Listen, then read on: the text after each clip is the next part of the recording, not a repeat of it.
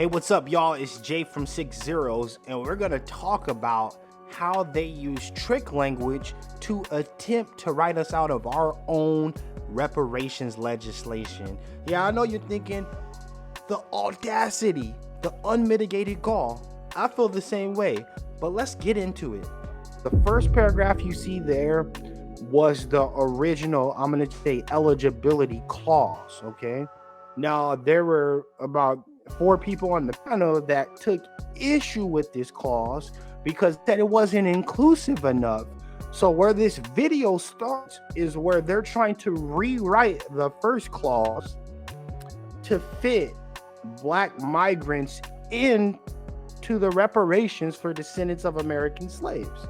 Let me read the first clause. It says, define the community of eligibility based on lineage determined by an individual being an African American descendant of a chattel enslaved person or the descendant of a free Black person living in the U.S. prior to the end of the 19th century. So it's basically saying you either descend from slaves or a free Black person prior to the end of the 19th century, and you're eligible. But people on the panel took issue. And so they wanted to try to shoehorn other people in there. So this is where it gets slick. So we're going to read just the first part. We can't see the entire second clause, right? Define the community of eligibility, be consistent with the 2.6 million African Americans in the state of California, with an understanding that there will be special considerations determined by an individual. And that's where they continue this language. They say by an individual being an African American descendant of a chattel enslaved person. So they continue it. But this is where the trick starts. It says define the community of eligibility to be consistent with the 2.6 million African Americans. Now, yo, Scooby-Doo, things should go off. Okay, first and foremost, there's not 2.6 million African Americans in the state of California. What they did is in that 2.6 million figure, they're including the Black migrants. They're using the term African American to make you think they're talking about us. But did they say 2.6 million? And now they're including every Black person in California. So they were trying to trick us by using that term African American and making you think, oh, it's cool, they're only talking about African Americans. But let's start the video. Let's see what they do. Let's see how they handle this. Help me understand, could the word lineage still be used in the amended version to determine by an individual with lineage to African? Could you not throw that in there and still capture what you want? So this is Steve Bradford right here. So what he's basically saying is, okay, people are giving us flack about this second clause, the amended clause. So can we just add the word lineage there to fool the Negroes? Right? But the thing is, you could throw lineage in there, but the initial number is wrong. It says 2.6 million African Americans.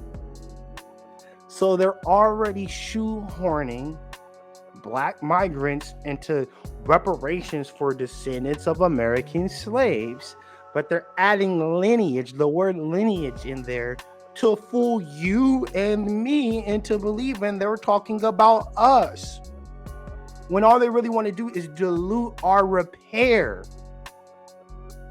You got to be careful. Watch this language. This is not a joke. This is why we got to be on top of this task force. Now let's keep going on. I was going to make a suggestion. Line 1, 2. No, real quick. The guy that's talking is Reg Jones Sawyer. He's like the great filibuster. He's always trying to derail the conversation. He's done it multiple times. So keep your eye out on this guy and anything he does. 2, 3, 4. It says special considerations determined by an individual. This is for the maker of the amendment. Can you put special lineage considerations determined by an individual? So here it goes. So this is where, so as you saw, Steve Bradford said, why don't we just add the word lineage into that clause? And remember, this is flawed because they already included the black migrants who, once again, largely came here after 1965.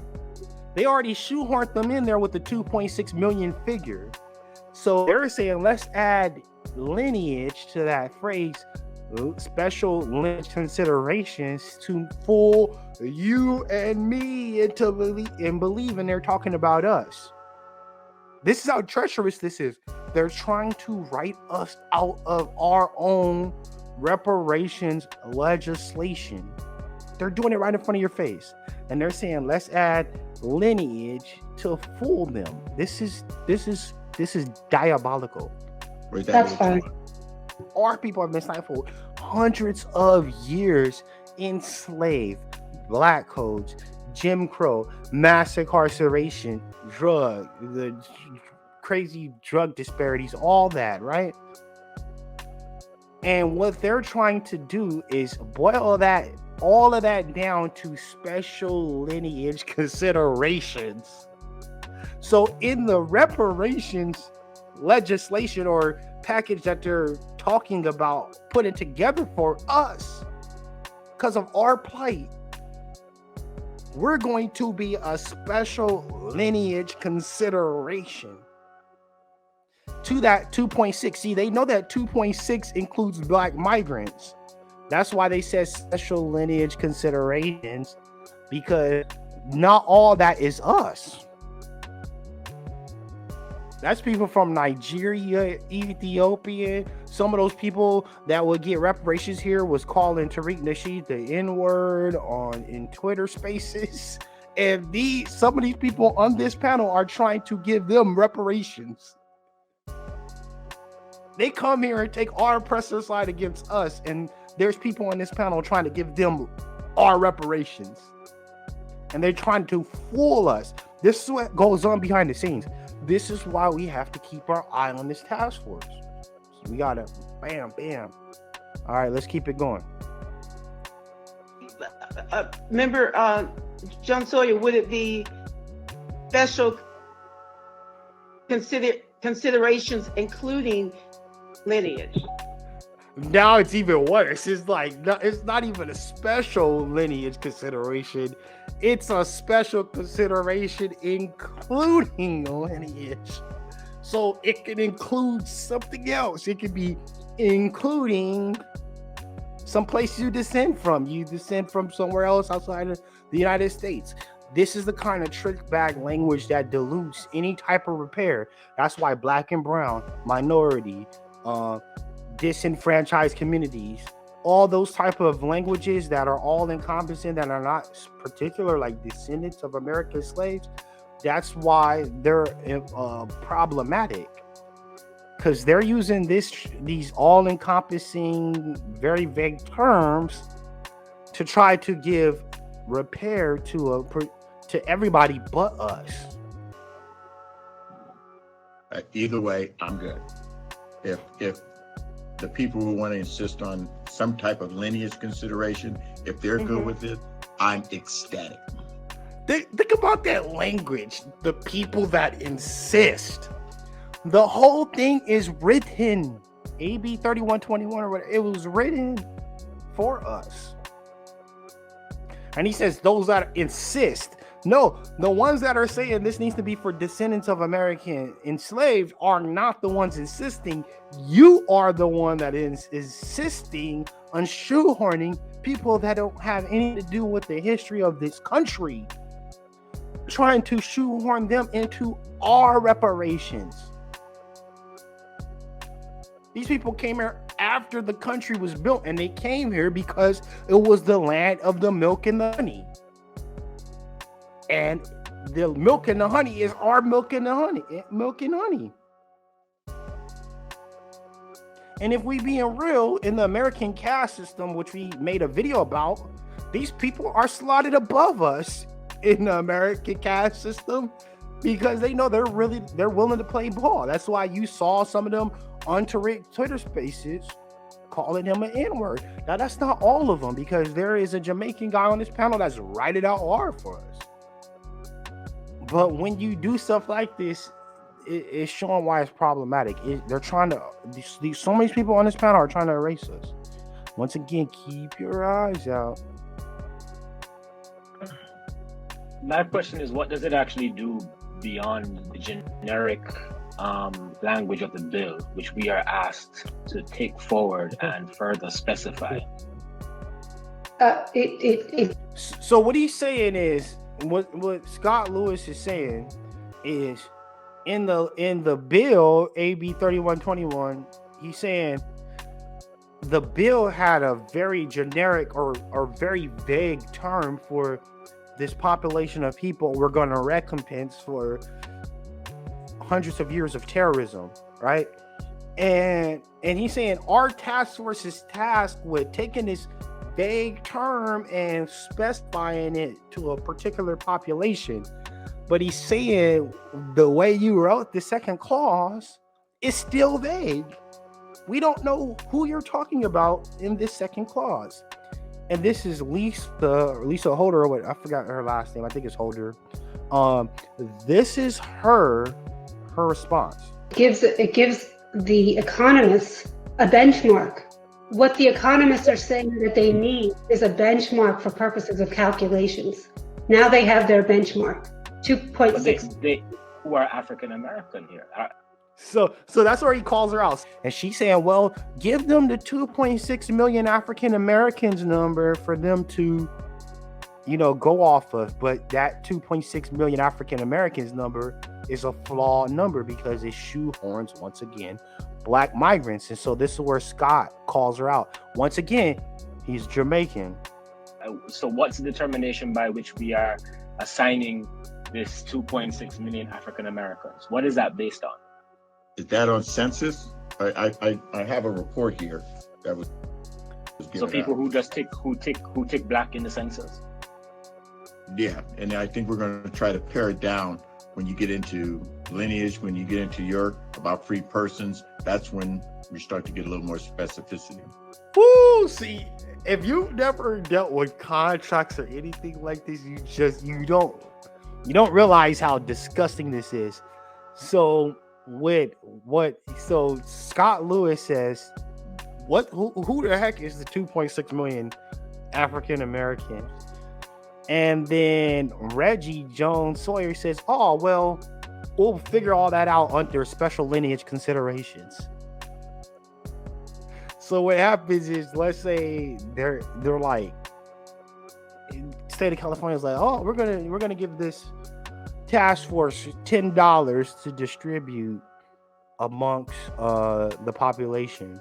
Well, what they'll say is, okay, there are special lineage considerations in this 2.6 million African Americans. So for the special lineage considerations, we're going to give $4 of the $10 to the special lineage consideration, and they're going to give $6 to the rest of the population. So it might be like 1.2 million people.